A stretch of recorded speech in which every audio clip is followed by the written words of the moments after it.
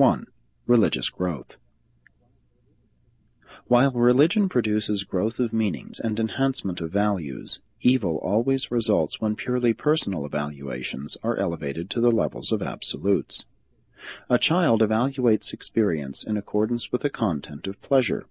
Maturity is proportional to the substitution of higher meanings for personal pleasure, even loyalties to the highest concepts of diversified life situations and cosmic relations. Some persons are too busy to grow, and are therefore in grave danger of spiritual fixation.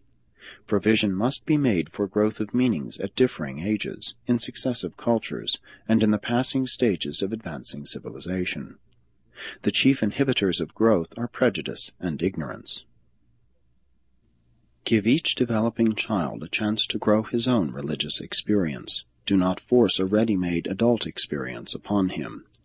Remember, year-by-year progress through an established educational regime does not necessarily mean intellectual progress, much less spiritual growth. Enlargement of vocabulary does not signify development of character. Growth is not truly indicated by mere products, but rather by progress. Real educational growth is indicated by enhancement of ideals, increased appreciation of values, new meanings of values, and augmented loyalty to supreme values. Children are permanently impressed only by the loyalties of their adult associates. Precept or even example is not lastingly influential. Loyal persons are growing persons, and growth is an impressive and inspiring reality. Live loyally today, grow, and tomorrow will attend to itself. The quickest way for a tadpole to become a frog is to live loyally each moment as a tadpole.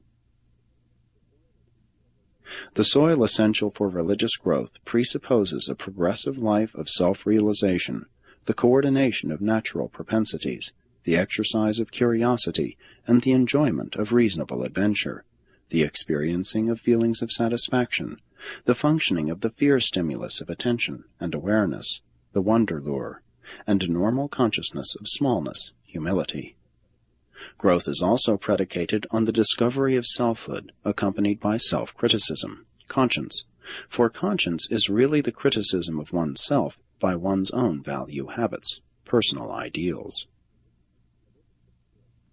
Religious experience is markedly influenced by physical health, inherited temperament, and social environment. But these temporal conditions do not inhibit inner spiritual progress by a soul dedicated to the doing of the will of the Father in heaven.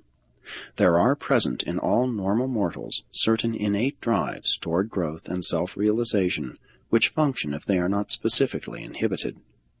The certain technique of fostering this constitutive endowment of the potential of spiritual growth is to maintain an attitude of wholehearted devotion to supreme values.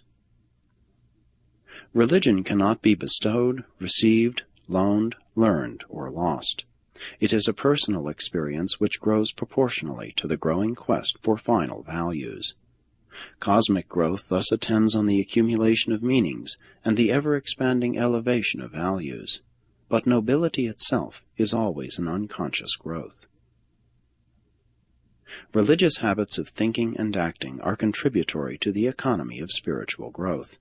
One can develop religious predispositions toward favorable reaction to spiritual stimuli, a sort of conditioned spiritual reflex.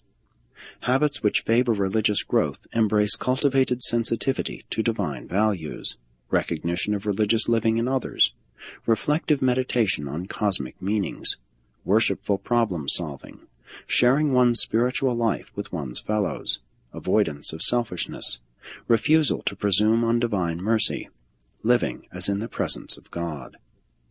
The factors of religious growth may be intentional, but the growth itself is unvaryingly unconscious. The unconscious nature of religious growth does not, however, signify that it is an activity functioning in the supposed subconscious realms of human intellect.